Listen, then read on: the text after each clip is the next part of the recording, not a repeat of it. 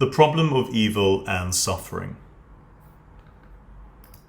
This presentation looks at the problem itself, and then it looks at the theodicies, the solutions to the problem. First of all, we need to look at the two different types of evil that exist. So there is moral evil, and that is suffering that is caused by us, humans. And there is natural evil, like this image here, suffering caused by occurrences in nature. It could be a range of things like volcanoes erupting or earthquakes, which cause great disaster and damage and even take, sadly, life.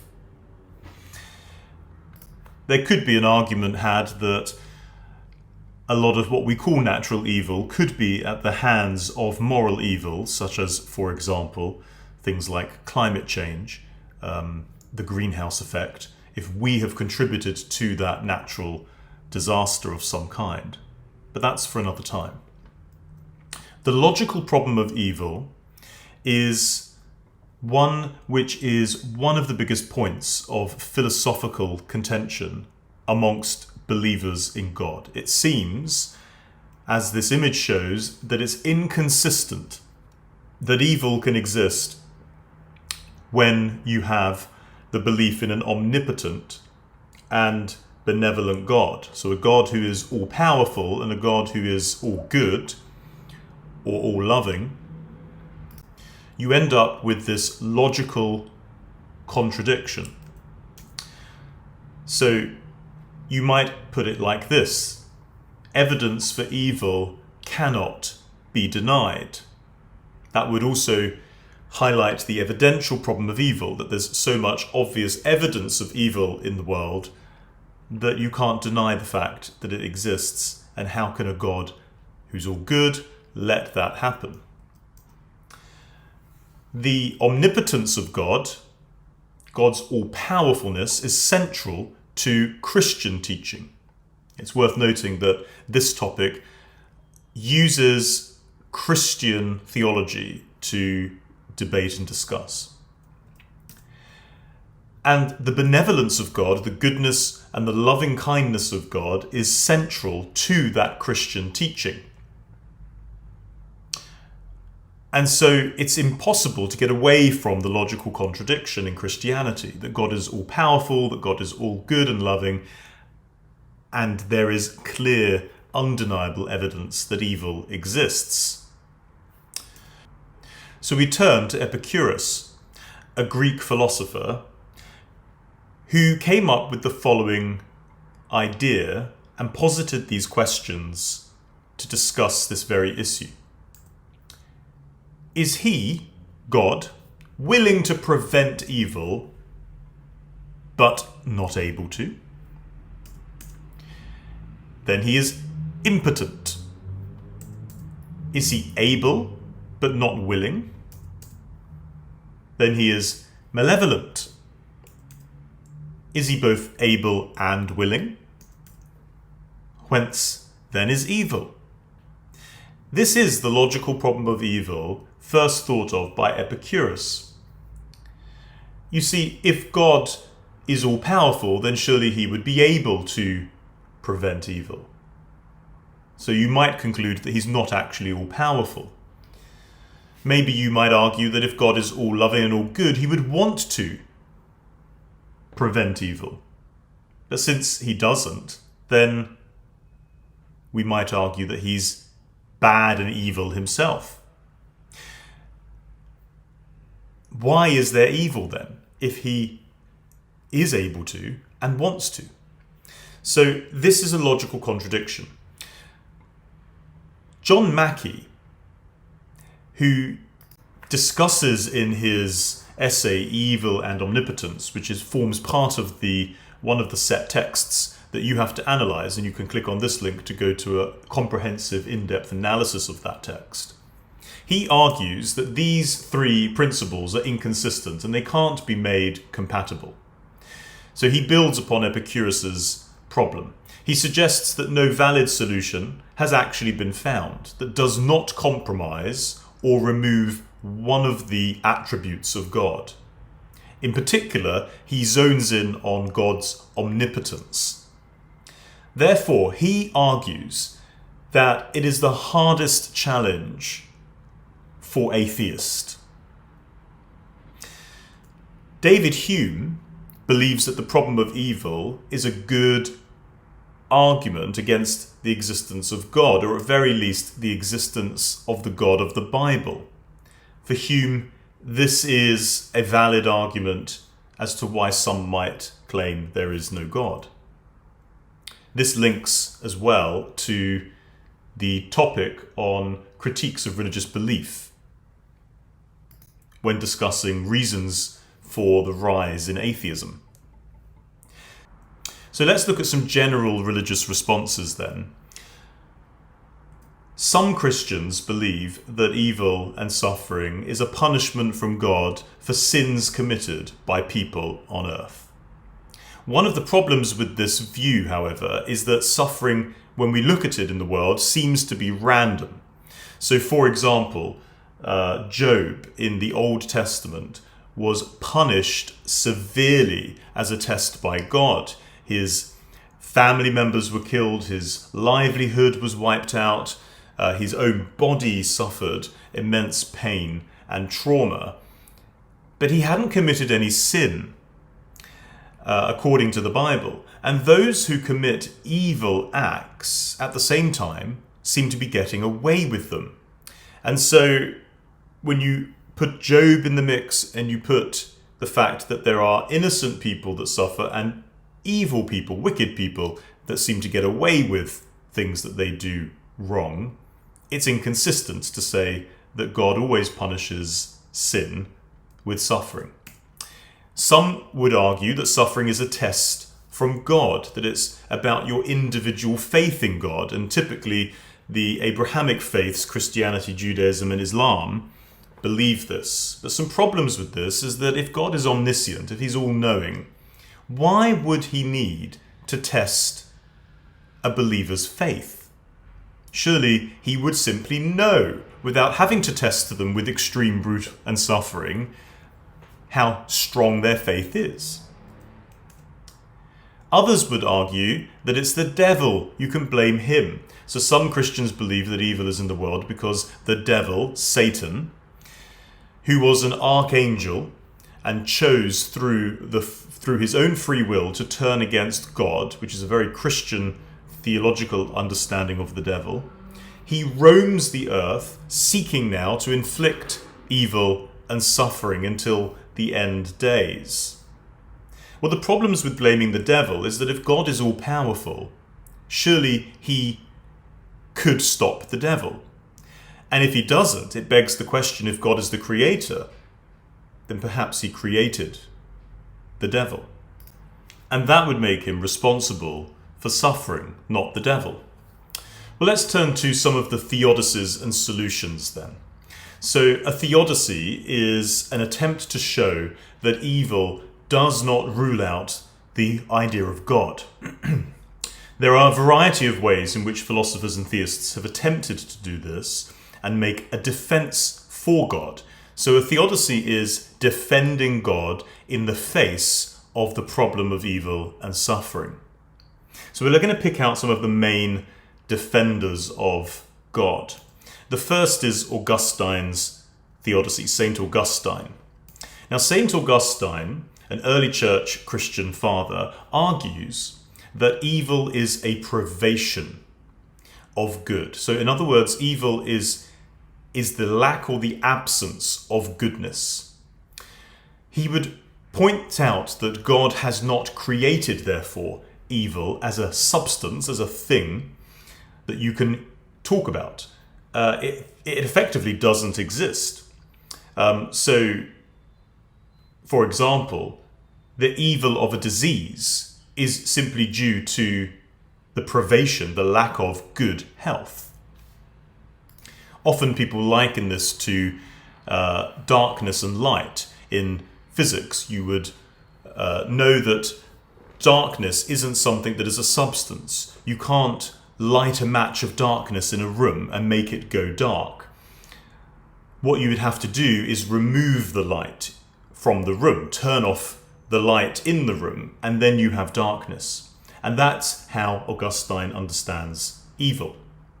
So for Augustine, the privation of goodness is a result of the fall, which is recorded in the book of Genesis chapter 3 in the Bible, when human beings disobeyed God, and this theological idea of original sin entered the world and caused great chaos and corruption in humanity and in the natural order of God's creation.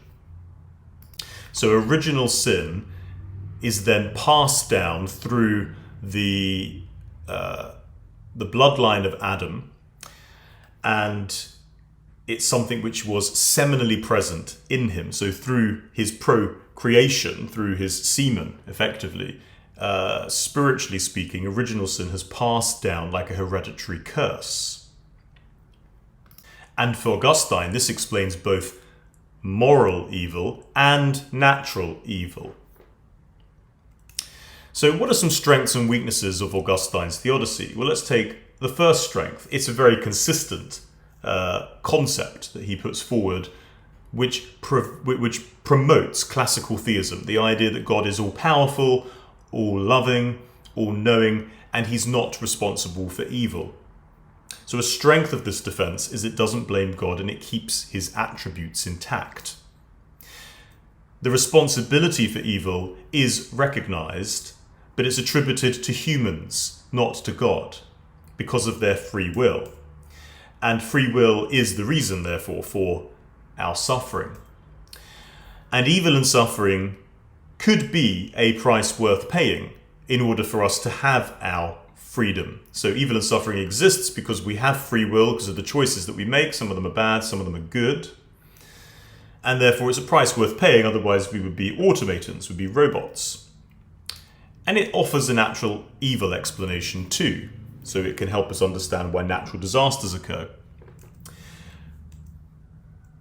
A weakness of the argument is that it's scientifically impossible for humanity to be seminally present in Adam. So for all of us to have our roots in the semen of Adam doesn't biologically make any sense. It also doesn't make sense to argue that you can receive something like original sin imputed from the semen of another. And original sin itself as a concept doesn't seem fair, because we're all suffering because of one man's actions in the beginning. And if the world were created perfect, how did Adam find out about evil to make a sinful choice? And there's a big problem here in the Garden of Eden back in the beginning, because there were two trees that the Bible says God put in the garden, the tree of knowledge of good and evil and the tree of life. And God said to them, don't eat from the tree of knowledge, make sure you only eat from the tree of life. But in order for Adam to be tempted by the devil and take the fruit from the tree of knowledge of good and evil, he would have had to have made a choice, and that choice could have only come about by having some knowledge already of being able to know the difference between right and wrong. And it therefore doesn't make any sense to say that he knew nothing of the sort, because he had no knowledge of good and evil. He was perfectly innocent, but yet he was responsible for making a bad choice. God's omnipotence and omniscience is also challenged by Augustine's solution. Maybe it isn't something which necessarily upholds the attributes of God that well. And that's because we're still left with asking, if God is all-powerful and God is all-knowing, why did he create humanity with free will that has led to the situation that it's in now? Let's turn to Irenaeus' theodicy. So like Augustine, Irenaeus, another early church father, believed that evil was the result of human free will, and that we have the choice to commit evil acts or good acts, and that we frequently choose to do the wrong thing. And that's why there's so much evil and suffering in the world. But unlike Augustine, he believed that God gave free will for a specific purpose, and that was to allow us to develop moral and spiritual perfection. This is for us to become truly in the image of God. For Augustine, God created the world perfect, which leads us to a problem with Augustine, because if God created the world perfect, why is it so flawed? But for Irenaeus, God didn't create the world perfect. He created it with the purpose of developing and growing towards perfection. So having the choice between good and evil is essential for us to reach this perfection. If God had made us so that we could only ever choose good, then our morality would be the result of coercion. We would be controlled like automatons, robots, and it wouldn't be a truly good thing that we ever do. If God intervened to stop evil from happening, then we would lose the very freedom that we hold on to. So if God created a world with no evil, good characteristics are needed for perfection, and they can't be developed, because you only know what is good if you've also experienced what is bad. And how would we develop traits like courage and love and compassion if we never needed them for anything because there was no evil?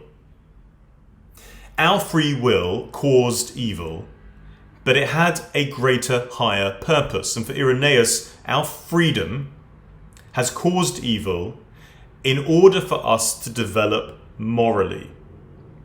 We are, however, responsible for that evil because it comes about through our own free will. So God is not to blame here.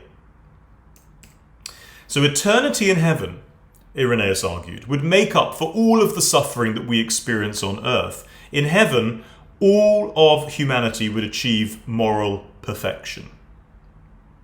So if you're finding it hard, Irenaeus says, look to the future, because then there will be this perfected experience in heaven. It's quite a liberal universalist view, because it takes everybody eventually into heaven. Let's then turn to John Hick's soul-making theodicy, and he developed the ideas of Irenaeus by creating his soul-making theodicy. So he said that humans go through life in a process of moral development, just like Irenaeus, and moving towards this perfection that Irenaeus speaks of. Having good and evil helps humans develop all the good attributes and characteristics. So if you experience the suffering of others, it can help to develop compassion and sympathy. Experiencing the outcome of lies might make someone more honest. And this is soul-making, that evil and suffering drive us to a better place, to having a better soul. And since this process is rarely completed in one lifetime, like Irenaeus, who argues look to the future because it will be perfected in heaven, Hick says that it must continue in the afterlife. And this is Hick's justification for an afterlife, which links us nicely to his argument in Life After Death of a replica theory and other things. And he calls this eschatological justification. Eschaton, the things of the end, the last days, looking ahead to what's going to happen in the future. Eschatological justification. All of this that's happened now will be justified in heaven in the future when you die. Now this makes the existence of evil justified. It relates to his idea about epistemic distance, which is the idea that God created us at a distance from himself so that we could know him but not be so close that we had no choice but to believe in him. So an epistemic distance gives us the breathing space in order to make our own mistakes and make our own choices, which include following God or not. So what are some strengths and weaknesses of soul-making theodicy? Some strengths are that the responsibility is with us, not with God. So it defends God as being getting the blame. We can confirm that we have free will. We experience it ourselves. And it eases the experience of evil and suffering because no matter how bad it gets, we have a greater purpose ahead of us. The problems with this is that the process itself of soul making just doesn't explain why it allows this extreme suffering. So take the death of what many may believe to be an innocent baby. Or the Holocaust is another example of tremendous, great, overwhelming suffering with millions of deaths. And it seems completely unnecessary if you argue that that had a purpose. It doesn't explain why such a loving God wouldn't give us longer than a human life to get better. It's not enough. And if you take Jesus as an example of being a perfect man, which Christians believe he was the perfect example of a man, he was morally good before he ever experienced suffering. And that's a contradiction. It seems the other way round, that Jesus wasn't experiencing suffering to achieve some moral perfection. Well, let's finally turn to process theodicy. This is by Alfred Whitehead and Charles Hartshorne, who later developed and built upon Whitehead's theory. This is a very liberal theory. It doesn't really suit those who believe in the God of classical theism. But we'll go with it anyway. The world is always changing, and there is a natural order. And good happens when the natural order works as it should do. And evil occurs when there is a discord, and that is as a result of our free will, when we make bad choices. Now, God is part of the world in which he helped create, and he's a fellow sufferer.